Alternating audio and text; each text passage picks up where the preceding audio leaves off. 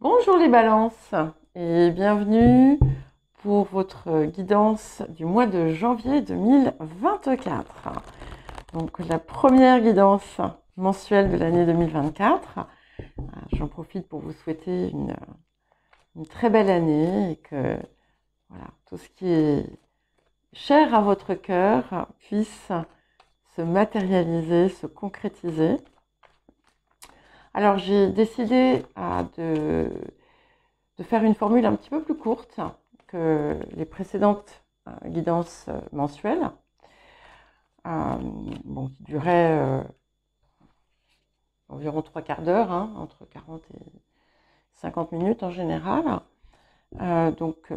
Si vous préférez l'ancien format, dites-le moi. Mais n'oubliez pas que vous avez aussi vos guidances hebdomadaires, les guidances de quinzaine, qui viennent également apporter des éclaircissements supplémentaires et différents, d'ailleurs, très souvent. Enfin, on va avoir des énergies différentes. Et à ce propos, je vous rappelle que ce ne sont pas des prévisions, ce ne sont pas des prédictions, ce n'est pas une voyance, ce sont des énergies avec lesquelles vous êtes invité à travailler si vous le désirez. Si ça ne vous parle pas du tout, n'hésitez pas à consulter votre ascendant et votre signe lunaire.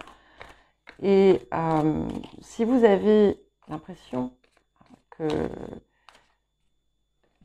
rien ne se passe comme vous l'aimeriez, demandez-vous si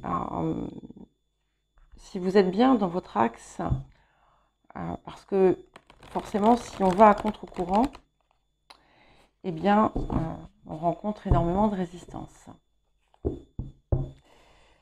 Donc, voilà. Allez, je pose une carte encore pour l'appel de la période. Et nous allons commencer. Alors, nous allons commencer par les axes de guérison et de transformation. C'est très joli ce qui vient. Donc, nous avons la carte de l'exigence, la carte du chagrin poignant et la carte du rêve devenu réalité.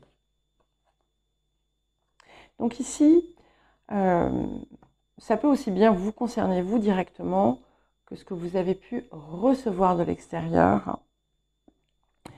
Et on voit encore la trace de certaines blessures, de choses qui vous ont fendu le cœur.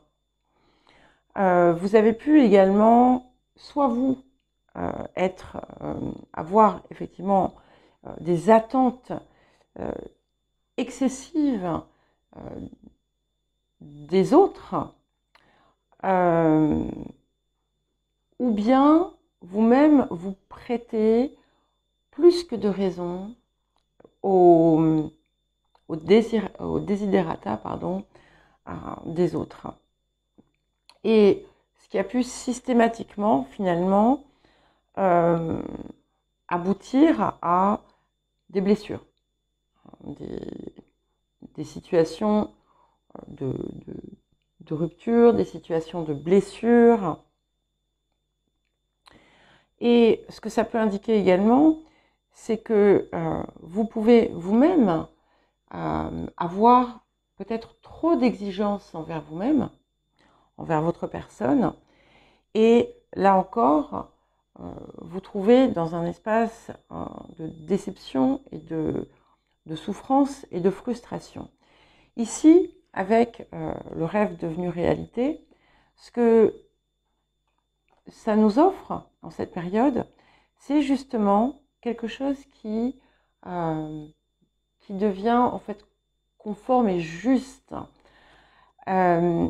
Déjà pour vous-même. Et il y a une idée vraiment de réalisation. Mais ce qui permet finalement cet aboutissement, ce rêve qui devient réalité, qui peut être dans tous les domaines, hein, bien entendu, c'est aussi un lâcher-prise. Quelque chose qui c'est comme une dissolution de quelque chose. Et ce que ça vous propose finalement de faire, c'est justement de dissoudre toutes ces situations passées, de vous en détacher, de vous en libérer et de vous ouvrir sans attente particulière, sans non plus vous mettre dans la crainte de ce qui pourrait se produire et d'être prête à accueillir. Et c'est là, finalement, que tout arrive. Alors, quel autre message? Ok. Et nous avons le clair ressenti, ici, qui déjà vous appelle à vous fier à vos ressentis avant toute, avant toute action, avant toute mise en relation, finalement dans tout ce que vous faites, ce que vous n'avez peut-être pas fait par le passé, hein, où vous êtes passé outre ce que vous dictaient vos sens. Je ne parle pas que des sens physiques, hein, quoique quelquefois aussi. Hein. Et ici, c'est de faire confiance à ce que votre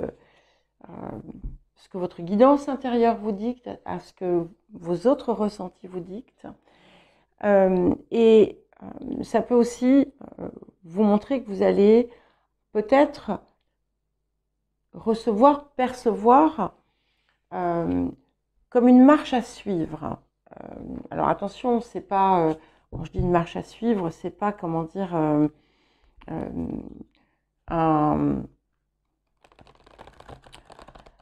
c'est pas une feuille de route rigide, hein, c'est des indices, c'est voir, remarquer les signes, c'est prêter attention aux mots que vous entendez, ça peut être sous différentes formes, et surtout aussi aux signaux finalement que vous envoie votre corps, que vous envoie votre esprit, et ne pas les mettre en sourdine. Alors, l'appel de la période. Alors, j'ai de la place, donc il n'y a pas de problème. Nous avons le hochet, ici, et nous avons la carte du lion. C'est très joli, puisque d'abord, on a une confirmation de cette lumière qui se manifeste dans votre vie. Et très souvent, avec la carte du clair ressenti, je perçois aussi une forme de créativité. Alors la créativité, comme je le dis souvent, ce n'est pas simplement, ça ne veut pas dire faire un tableau ou composer une chanson, hein. Ça peut se manifester dans toutes les sphères de la vie, sous de multiples formes. Et la carte du lion, c'est aussi un écho à la maison 5, et tout ce qui a trait justement à cette créativité. Donc ici, il y a comme quelque chose qui s'illumine finalement dans votre vie. Et avec la carte du hochet, vous êtes appelé à utiliser et optimiser tous vos potentiels, tous vos atouts. Et très souvent, ce sont des outils que vous n'aviez pas employés par le passé, soit par manque de confiance, soit parce que vous ignoriez qu'ils étaient là. Ça confère aussi une forme de puissance, hein, d'action sur les choses, et on vous appelle à travers ces atouts, on vous appelle à exercer une forme de rayonnement supplémentaire autour de l'extérieur, à vous dévoiler aussi, à vous montrer tel que vous êtes, avec toute votre lumière et toutes vos ressources.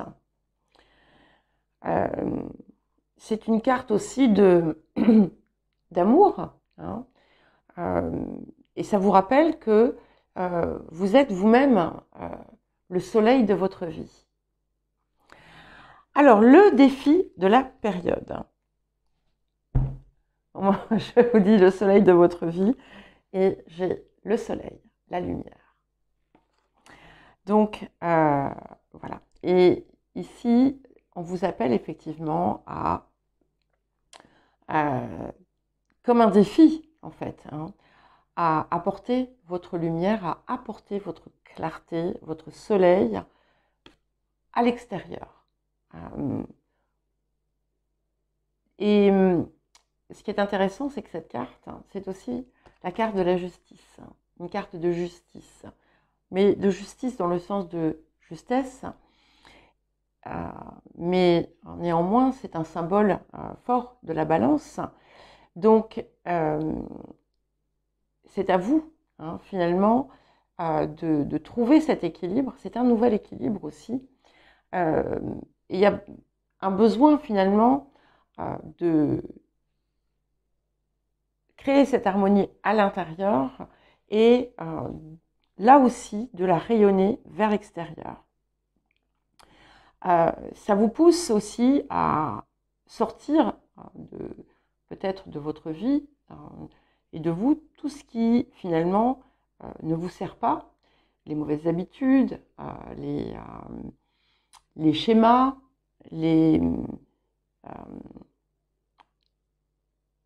peut-être aussi une tendance pour certains et certaines d'entre vous à avoir peut-être des attentes excessives par rapport à vous-même, et si vous n'arrivez pas dans le temps imparti à réaliser ce que vous aviez prévu, à tomber dans une noirceur, dans une déprime, parce que vous allez vous flageller pour ce que vous n'êtes pas parvenu à accomplir. Alors bien entendu, je suis un petit peu excessive dans mes propos, mais ça peut être le cas. Donc ici, c'est maintenir un équilibre dans vos attentes, un équilibre dans ce que vous faites, ne pas non plus vous emballer pour ensuite retomber. Voilà, c'est vraiment créer, maintenir l'harmonie et la paix en toutes circonstances, et rayonner. Voilà, rayonner. Et ça, c'est vraiment, c'est un appel. C'est un appel. Cette lumière, elle est très très forte. Donc, vous n'avez qu'à finalement vous plonger dedans. Ça vous appelle aussi à garder une constance dans ce que vous faites. Alors, qu'est-ce que la période vous apporte? C'est magnifique. Puisque nous avons donc l'arcane 2, la bibliothèque akashique, et nous avons le 7 de force, qui est effectivement l'équilibre, l'harmonie, la résolution de ce qui était en suspens aussi, dans certains cas. Si vous aviez des situations à régler, qu'elles soient administratives, juridiques, bancaires ou autres, tout ça devrait pouvoir se résoudre et apporter là aussi un équilibre dans votre vie. Et avec la bibliothèque akashique, vous allez recevoir toutes les informations. On confirme bien que tout ce que vous, finalement, tout ce que vous attendiez, tout ce que vous désiriez pouvoir apporter, vous allez en avoir la capacité, puisque avec cette carte, on nous dit que nous avons la possibilité d'écrire et de co-créer le destin, la destinée que nous désirons. Donc ça vous donne l'accès, hein, qui est bien, qui était déjà, qui est dans l'appel finalement de la période où on vous appelle à aller chercher et à optimiser les outils, les connaissances, les potentiels qui sont à votre portée. Et on a bien la confirmation ici que vous les recevez. Alors, quel autre message ou conseil pour vous, les balances, pour ce mois de janvier? Nous avons la joie. Donc, on a toujours, là encore, cette idée de rester dans un état d'être, de contentement et d'harmonie, dans une vibration élevée, hein, si possible, de la cultiver, de vous émerveiller des choses, de la vie, de ce qui vous entoure, de ce que vous avez, et d'être aussi dans une attitude de gratitude envers vous-même pour ce que vous accomplissez, ce que vous avez accompli. Et c'est d'ailleurs une très bonne période pour le faire, puisqu'on démarre une nouvelle année. Donc on peut faire un bilan et voir finalement la progression qu'on a pu opérer au cours de l'année qui a précédé. Et ici, cette carte, elle vous dit également que plus vous êtes dans ce rayonnement intérieur, et plus vous allez aussi recevoir ce que vous désirez. Voilà pour vous les balances. Eh bien écoutez, je vous souhaite un très joli mois de janvier. Je vous embrasse et je vous dis à très vite.